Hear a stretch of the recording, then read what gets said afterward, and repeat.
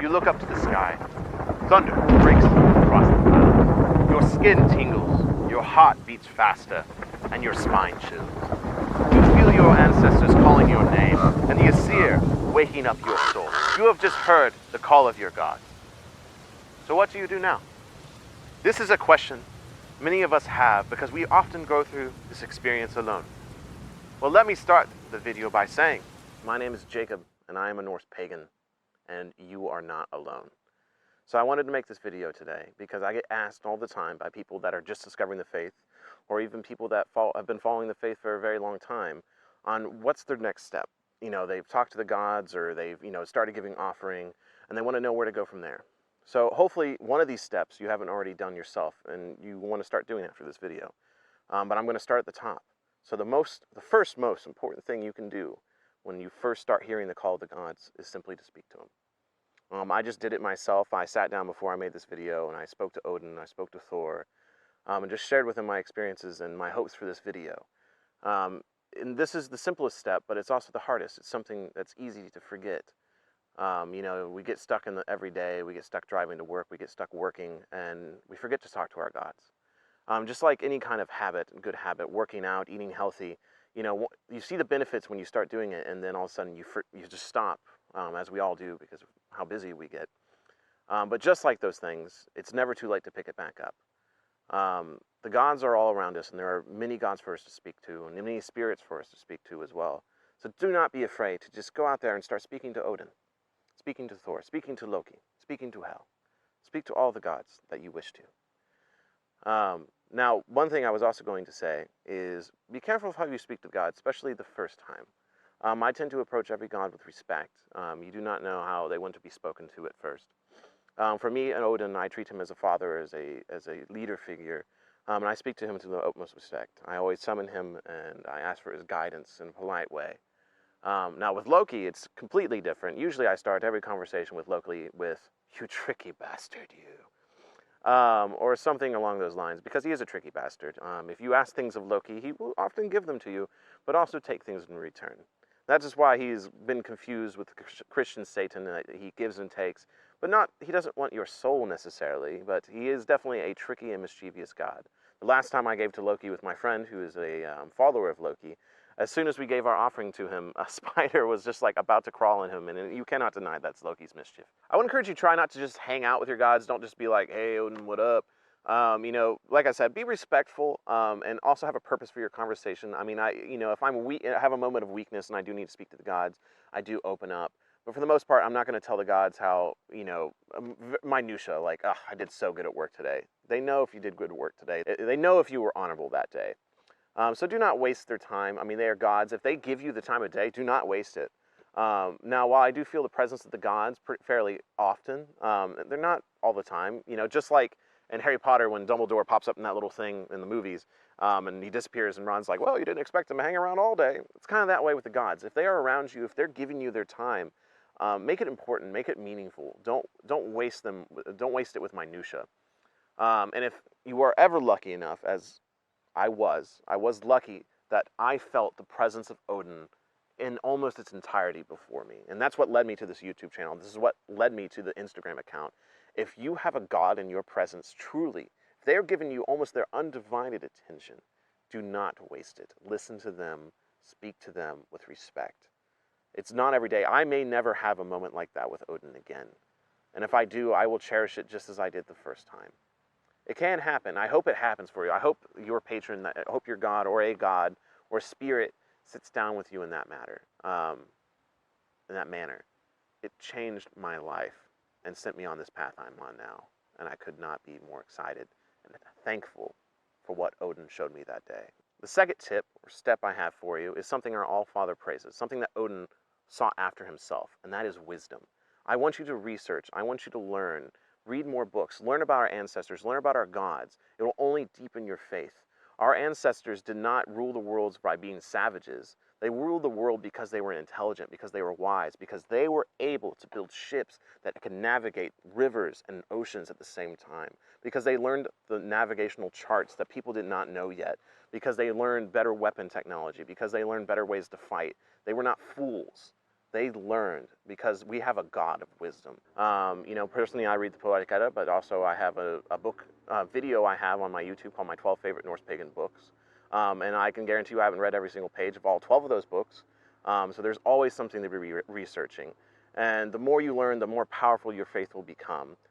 Personally, what I do, what I'm doing at the moment, is I'm translating the Poetic Edda into French. Now, it has been done before, but it's something that is both good for my French learning skills, but also good for me understanding the Poetic Edda. The third thing you can start doing, the third tip I have for you, is probably one of the most important parts of paganism, and that is giving offering, or giving sacrifice to the gods. The reason giving sacrifice is important is because it's one of the things that was taken away from us by Christianity.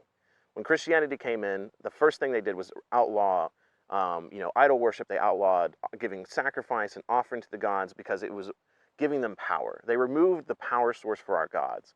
When we give to them, when we give meat and wine and bread and cheese and all these things to our gods, it gives them power, it gives them strength. So that's why it's so important, because it gives if you need something from the gods, can't just ask for it. I mean, you can see what they do, but the moment you start giving them, bottles of meat, bottles of wine, steaks, you will start seeing the benefits tenfold than you did when you were just speaking to them, because it gives them that strength and it gives them that power. Now, one of my friends asked me, what do you give to the gods? How do you know what to give? And this is where the research comes to play. This is where research is important, to learn what your gods want and need.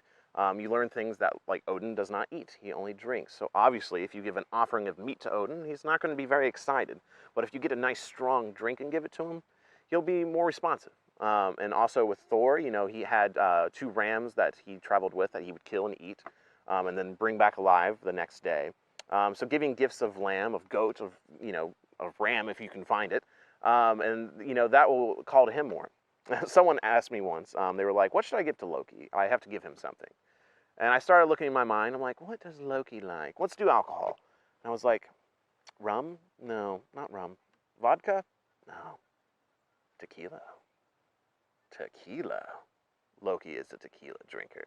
And that's kind of how it is, they kind of speak to you in their own way. But just as I was going through it, like, as soon as I hit tequila, I'm like, Loki's a tequila guy. Even though tequila would never even touch the Scandinavian peninsula, I knew it in my soul that Loki likes tequila. Now, one thing I will say about this, start small. I'm not asking you to go buy a cow, to buy a pig, and begin sacrificing it tomorrow at a gigantic altar. I started small. My offering bowl was basically the same size of a bowl of cereal. But I did start giving things like bottles of wine and bottles of mead, because it was easy, it was simple, it wasn't complicated, but I could still show the monetary value, I could spend money on it. And I just recently upgraded to a huge ceramic fire pit that I can now give larger offerings to, give whole steaks, give whole fillets of fish and things like that. So start small, give within your needs. Don't, spend your entire paycheck. That's not going to help you.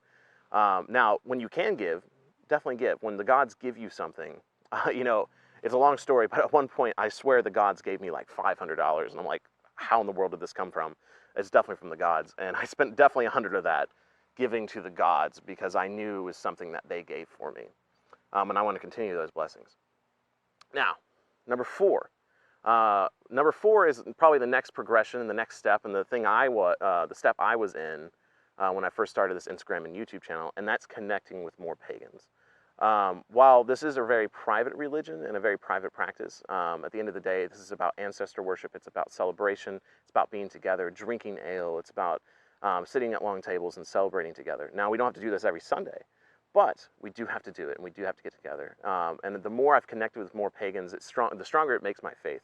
The more I hear from people that are like, oh, I worship Hel, I worship Balder, and they tell me their stories. I'm like, wow, these stories are so similar to my own. And it makes you realize the gods are real, and we're not crazy, we're not lunatics, and we're not making it up. And that's something I've dealt with. People I do open up to and say, hey, I'm a Norse pagan. They're like, oh, you're just making that up.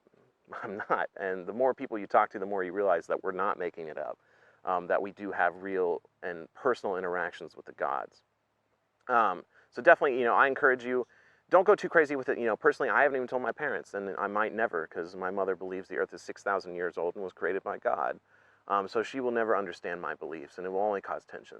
So don't go crazy with it. I started my own Instagram that's separate from my personal one, just so I could connect to you, and I could, come out here and I could come on a video and say, hey, I'm a Norse pagan, and not be scared of it. So the fifth tip or step I have for you is, I think, one of the ones that separate us the most from religions like Christianity. And that's, I want you to have fun. And don't forget to have fun with this faith. We do not have a faith that wants you to sit down and pray for your sins and your salvation because a God created you to suffer on this planet. Our faith exists because our gods are not perfect. We're not perfect. We like to drink. We like to party. We like to celebrate. That's what it is to be human. So that's what our gods want us to do. I don't know about you, but when I was growing up, I was tired of hearing you're going to hell for the sins that you were born with. F that. I follow this faith because Odin is my allfather, and he prizes wisdom, because he prizes celebration of our ancestry, because he prizes celebration of our gods. And our afterlife is not damnation or salvation. Our afterlife is you get to be with your ancestors in hell, H-E-L, or you get to be with the gods in Valhalla because you proved your life honorable and worthy of spending it with the gods. That's a faith I want to follow. That's a faith I want to be with. I don't want to sit on my knees and say, God, please give me salvation for creating me. I want to get off my knees and say, oh, Father, I love you for giving me this wonderful life and for these wonderful trees, and thank you, spirits, for everything that you give for me. This is our faith. Have fun with it. We are here to celebrate our existence together. We are here to gather at long tables. We are here to sit at the benches and drink to our gods, even here on Midgard. We are here to celebrate. So until next time, pagans, I hope this video was helpful. I hope it sent you on the right path. I hope you are excited to find your faith if you're finding it for the first time. So my name is Jacob. I am a Norse pagan. You are not alone. And let us celebrate the gods together. Skull.